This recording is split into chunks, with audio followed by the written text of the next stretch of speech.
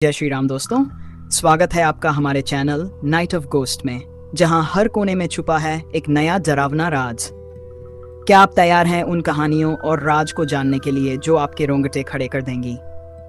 उन अंधेरी रातों के लिए जब आप बत्ती बुझाकर सोना भूल जाएंगे। यहां हम आपको ले चलेंगे ऐसे स्थानों पर जहां आज भी गूंजती है भूतों की सिसकियां और जिन्नों की कहानियां। तो आइए शुरू करते हैं आज की कहानी। गांव के किनारे एक पुरानी खंडहर जैसी हवेली में एक बेरहम कसाई रहता था जिसका नाम रघु था। उसकी निर्दयता के चर्चे दूर दूर तक फैले हुए थे। रघु एक अजीब मानसिकता का शिकार था। उसका बचपन बहुत ही कठिनाई में बीता था और वह हमेशा से दूसरों के प्रति गहरी नफरत और गुस्सा महसूस करता था।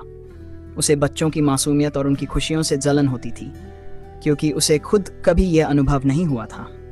और रघु ने अपने शिकारों को चुनने के लिए एक विशेष तरीका अपनाया। वह गांव के मेले और त्योहारों में जाता था, जहां बच्चे खुशी से खेलते और हंसते थे। रघु मिठाइयों और खिलौनों का लालच देकर बच्चों को अपने हवेली तक लाता। वहां पहुंचने के बाद वह बच्चों को एक अंधेरे कमरे में ले जाता, जहां उसने पहले से ही अपने अत्याचार के उपकरण रखे होते थे। रघु बच्चों को अलग अलग तरीकों से मारता था। उसने एक विशेष उपकरण बनाया था जो बच्चों को धीरे धीरे दर्दनाक मौत देने के लिए था। वह उनके शरीर पर घाव करता ताकि वे धीरे धीरे खून बहाकर मर जाएं। कभी कभी वह उन्हें पानी में डुबोकर या आग में झोंक कर मारता। उसकी हवेली का थकाना बच्चों की चीखों और कराहों से गूंजता रहता था। वह उनकी चीखों से अपनी संतुष्टि महसूस करता था और उनकी पीड़ा देखकर खुश होता था। रघु की मानसिक स्थिति हक्रूरता उसकी मानसिक स्थिति का परिणाम थी। उसका बचपन बहुत ही ठिन्न और दर्दनाक था। उसके माता पिता ने उसे कभी प्यार नहीं दिया और वह हमेशा अकेला और उपेक्षित महसूस करता था। उसकी हनफरत और गुस्सा धीरे धीरे बच्चों के प्रति हिंसा में बदल गया। वह मानता था कि बच्चों की मासूमियत और खुशियां उसके जीवन की कठिनाइयों का कारण हैं और इसलिए वह उन्हें मारकर अपनी नफरत निकालता था। गांव में एक दिन एक पवित्र साधु आया। उसकी दाढ़ी सफेद थी और आंखों में गहरी सूझबूझ झलक रही थी। उसने गांव वालों से कहा, इस गांव पर एक भारी अभिशाप है। जिन बच्चों की निर्दोष आत्माएं कसाई रघु के हाथों मारी गईं, वे एक दिन वापस आएंगी और उसका खौफनाक अंत करेंगी। गांव वालों ने इस भविष्यवाणी को सुना, परंतु उनमें से किसी ने भी इसकी सच्चाई पर विश्वास नहीं किया। उन्हें लगा कि यह केवल एक साधु की बात है जो डर फैलाने के लिए कही गई है। रघु अपने काम में व्यस्त रहा, लेकिन एक रात उसकी हवेली के आसपास अजीबोगरीब घटनाएं होने लगीं। सबसे पहले हवेली के दरवाजे खुद ब खुद खुलने और बंद होने लगे। रघु ने सोचा कि यह हवा के कारण हो रहा है, लेकिन धीरे धीरे अजीब अजीब आवाजें गूंजने लगीं, बच्चों की हंसी और रोने की आवाजें। रघु को लगा कि यह उसकी अपनी कल्पना है, लेकिन जल्द ही उसे एहसास हुआ कि यह कुछ और ही है। एक रात उसने देखा कि हवेली की दीवारों पर बच्चों के हाथों के निशान थे जो खून से सने हुए थे। एक रात रघु हवेली में अकेला बैठा था।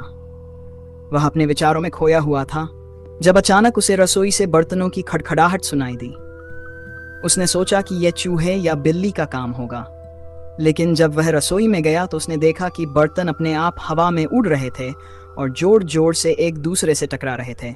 वह डर के मारे कांप उठा और तेजी से वहां से भाग निकला। अगली रात जब रघु अपने कमरे में सो रहा था, उसे बच्चों की हंसी और खेलते हुए कदमों की आवाजें सुनाई दी। उसने कमरे का दरवाजा खोला तो देखा कि कमरे में अंधेरा था और वहां कोई नहीं था। अचानक उसने देखा कि कमरे के बीचों बीच एक गुड़िया पड़ी हुई थी जो उसके द्वारा मारे गए एक बच्चे की थी। वह गुड़िया धीरे धीरे अपनी जगह से सरकने लगी और उसके पास आकर रुक गई। रघु ने देखा कि उसके बिस्तर के नीचे से खून बहकर बाहर आ रहा था। उसने बिस्तर के नीचे झांका तो देखा कि वहां एक बच्चा लेटा हुआ था जिसका चेहरा भयावह था और उसकी आंखें खुली हुई थीं। बच्चा रघु को घूर रहा था और उसके होठों पर एक भयानक मुस्कान थी। रघु डर के मारे बिस्तर से गिर पड़ा और तेजी से कमरे से बाहर भागा। रघु की हालत दिन ब दिन खराब होती जा रही थी। उसने देखा कि उसकी हवेली की दीवारों पर बच्चों के खून से लिखे हुए संदेश थे जो उसे मौत की धमकी दे रहे थे। एक संदेश में लिखा था, तुम्हारा अंत निकट है। दूसरे में लिखा था, हम तुम्हें नहीं छोड़ेंगे। रघु को अब दिन और रात का कोई फर्क नहीं महसूस होता था। उसे हर वक्त बच्चों की आत्माओं का डर सताता रहता था। चौथा हिस्सा, आत्माओं का प्रकट होना। एक रात जब रघु सो रहा था, उसे बच्चों की आत्माओं ने घेर लिया। वे हंसी और आंसुओं के बीच उससे पूछ रहे थे, तुम्हें हमारी चीखें याद हैं? रघु डर के मारे उठ बैठा, लेकिन उसके कदम ठिठक गए। उसने देखा कि कमरे में बच्चों की आत्माएं थीं जो उसकी ओर बढ़ रही थीं।